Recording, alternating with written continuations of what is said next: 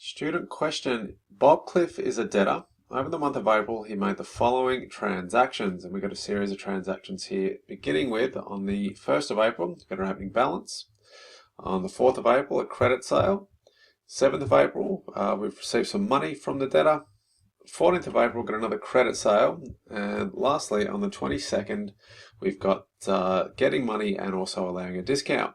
The question is, how do I record these transactions in Bob Cliff's subsidiary ledger and balance the ledger? So to do that, let's go through a bit of background. Let's look at the difference between the general ledger and the subsidiary ledger. So the general ledger records a total of all debtors in what we call the debtors control account. So what we end up with is a subsidiary ledger which records the details of each individual debtor in their own separate ledger. So we can see there on the left hand side we've got a debtors control ledger for all our debtors, and on the subsidiary ledger side we've got a debtor for each, or a ledger for each of our debtors: C. Barclay, K. Malone and C. Oakley.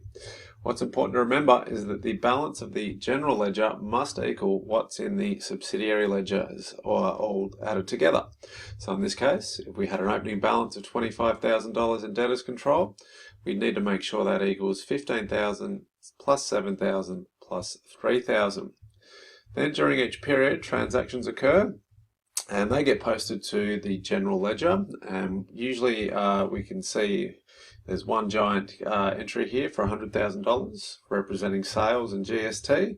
Again, that needs to be made up of all the individual transactions in the subsidiary ledgers, so these should add to $100,000. We've got $20,000, $45,000 and $35,000 equals $100,000. We also record the debtors paying us back. So in total, in the debtors control ledger, we've got $75,000 made up of cash and discounts. And we want to make sure that equals the total of all the subsidiary ledgers. So we've got 15, 30, 27 and 3. That equals 75. What we don't want to forget is at the end of the period we want to balance this out. And we balance a ledger by balancing at the last day of the period, which in this case is the 30th of April. And then we don't want to forget that we need to carry that balance forward on the first day of the next period, which in this case is the 1st of May. And again, we just want to check that whatever balance we get in the debtors control ledger, which in this case is $50,000, equals the balance of the individual ledgers for all the subsidiary debtors accounts. So we got C. Barclay with a balance of 35, K. Malone with 15, and debtor C. Oakley has paid us back, so the balance is 0. So we've got 35 and 15 equals 50. So that's a bit of background on what we're doing. Other thing we want to remember is a little tip.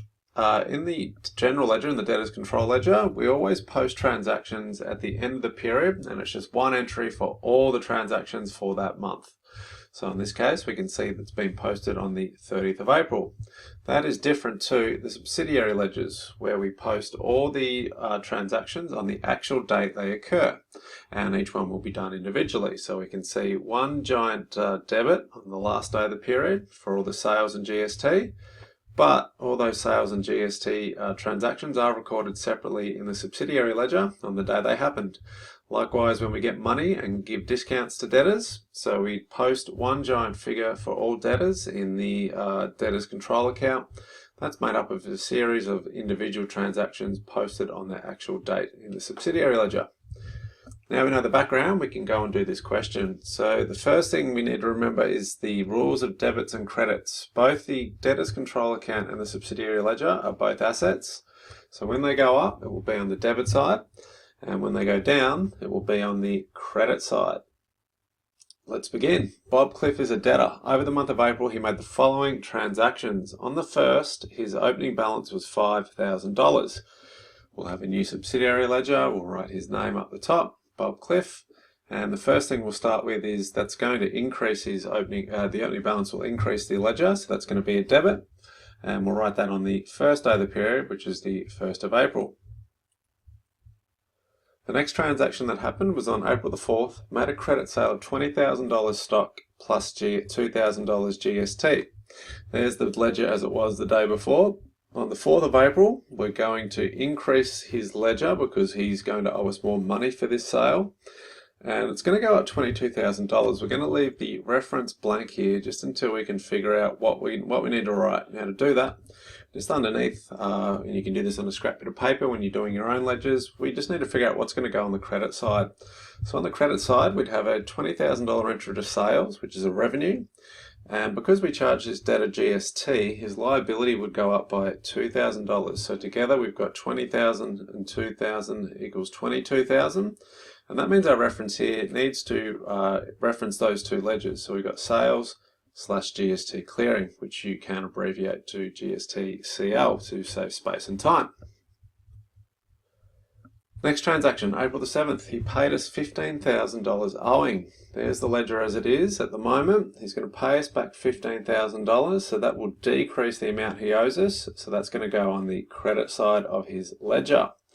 So we know we've got the date, we know the amount. What are we going to write for our reference? Again, to figure it out, let's just underneath work out what the debit would be. In this case, he's giving us $15,000, so that would increase our cash asset, which must mean in his Debtors Subsidiary ledger, our reference will be cash.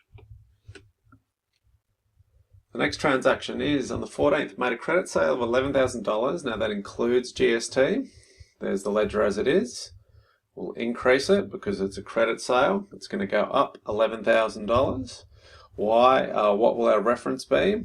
It'll be again sales of 10 and GST of 1,000, which together equals 11,000. So we've got the 10 and the 1, and together that equals 11,000. So our reference here will be sales / GST clearing. Lastly, on the 22nd, he paid us $10,600 after we had allowed a $400 discount.